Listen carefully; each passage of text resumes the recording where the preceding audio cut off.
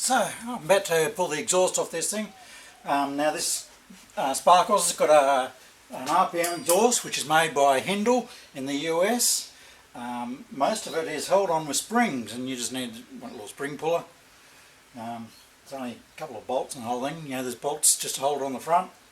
All the rest is springs. So let's take this exhaust off. I've also got to take the belly pan off to get the exhaust off, so I'll do that at the same time. Hope this is not too boring for you. Follow along.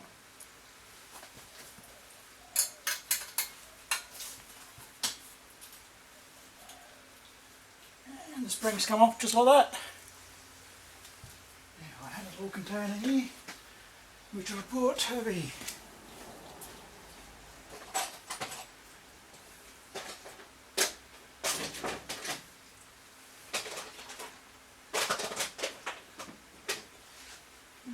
Where's that container?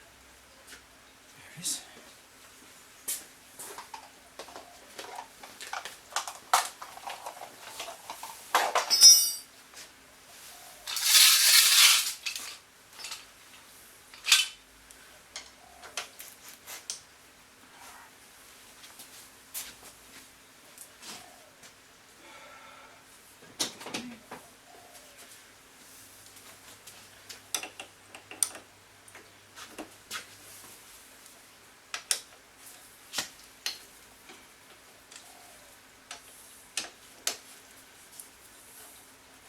I'll give this a good clean up while I'm going, or when I put it back together, make it all nice and shiny.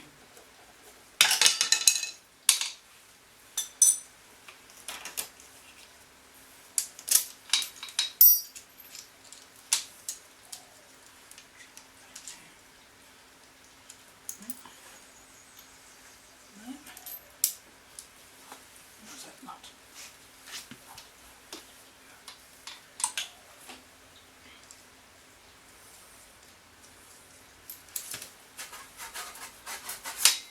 Just like that.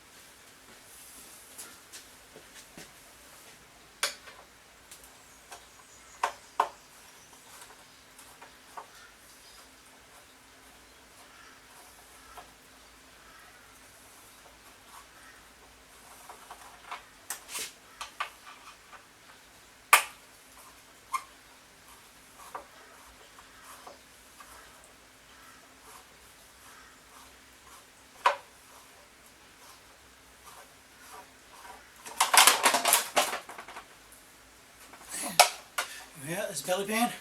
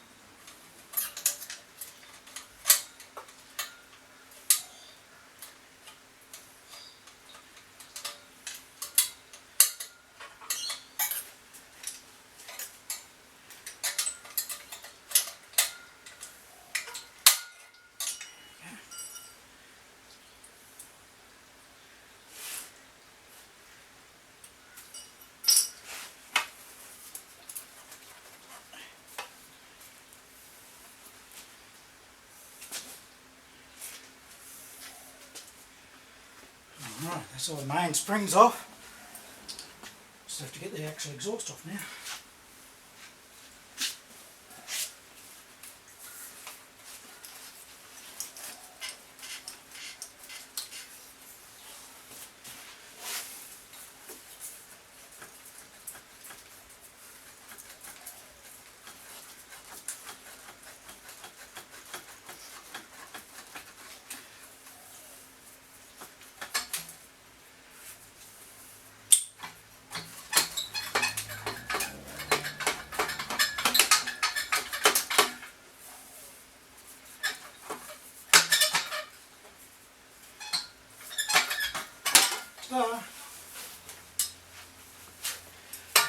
There we go.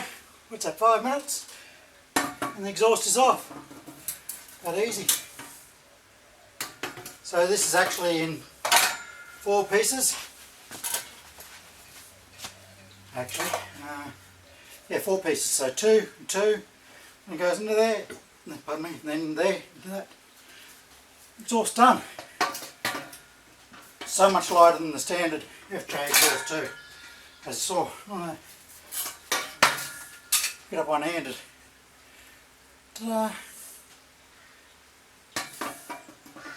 Exhaust off. Now we've got to remove the carbs.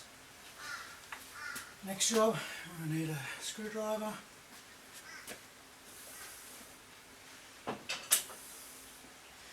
If you're working on, well, pretty much any Jap bike, and you don't have a set of, well, these are Vessel brand screwdrivers. They're JIS style, which is slightly different to your Phillips. If you don't have them, get them. Saves stripping out a lot of bolts.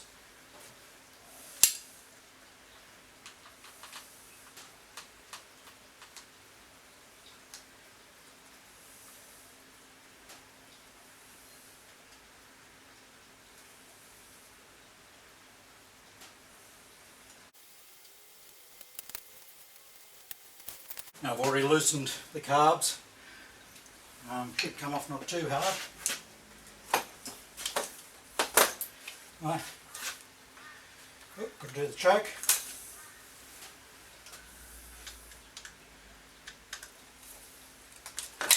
Again, it's an easy one.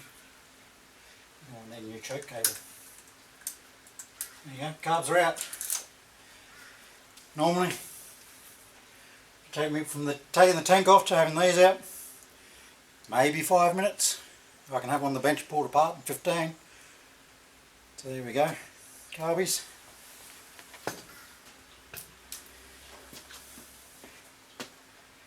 Alright, we're up to next. We pull these. Now, a lot of people, when they're having running issues with their bikes, they go straight to the carbs, which is quite often the problem. But what they forget is these intake boots have an O-ring on the inside that goes up against the motor. Bring it over a bit closer so you can see where I'm pointing to. Right. So, where am I looking here?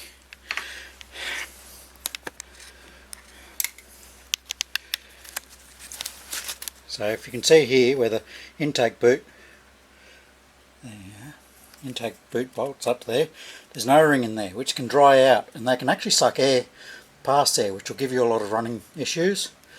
You can buy just the O-rings, you can buy the entire boots as well.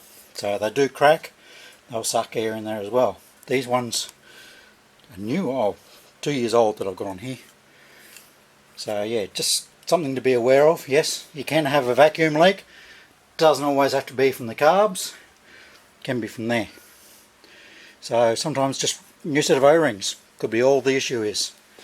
Yes, it's a pain in the ass job to do, but yeah, that's how these bikes are. They're 30 odd years old. Rubber bits are going to perish. Now, as you can see from my wiring harness here, I've put the relay mod on this bike. So it's all been cut up, been cut there, been cut down here, it's been cut over here.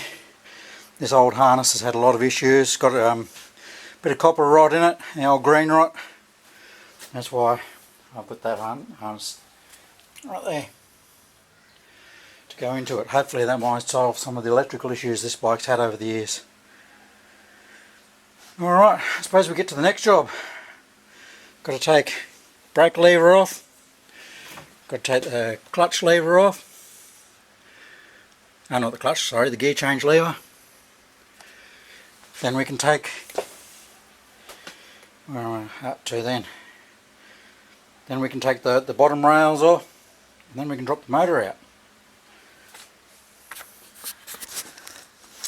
Put you back on over here.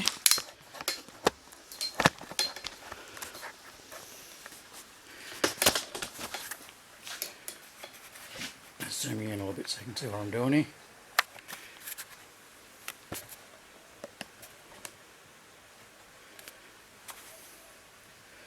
Alright.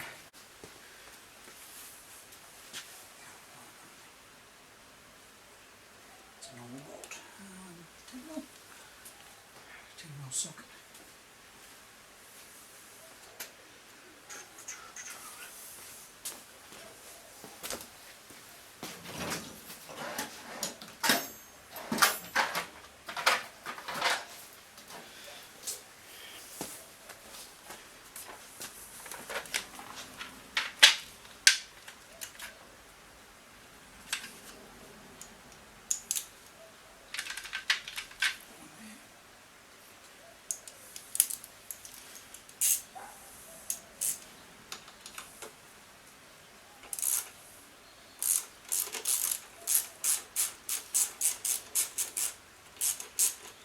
Alright, so I've got to take the clutch lever off.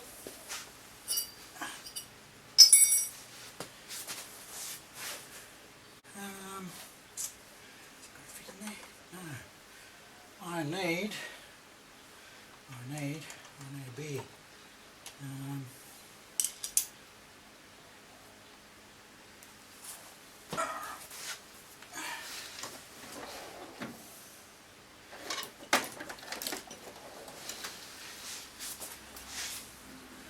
That's not going to fit either.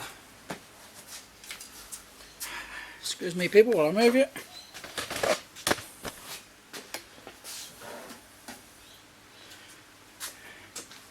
Good to have options. I've got like 3 different sets of Allen keys. Makes life just a little bit easier.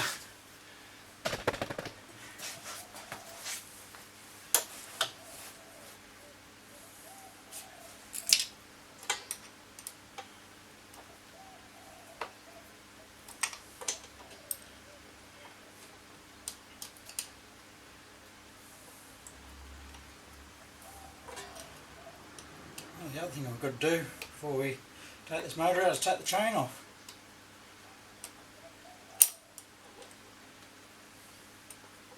Drop the oil out of it.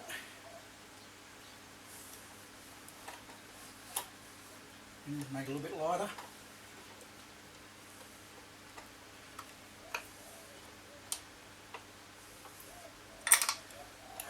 Come on.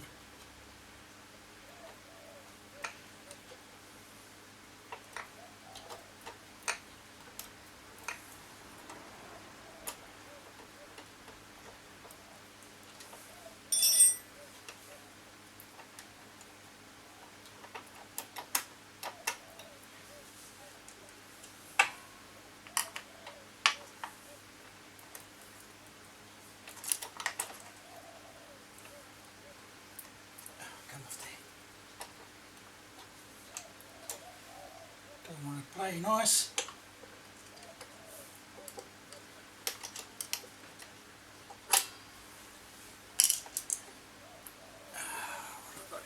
That'll do the job.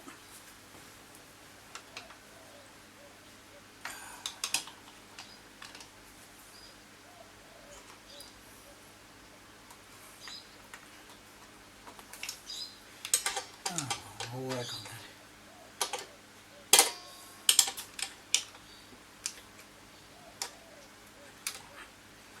Now we're talking to it.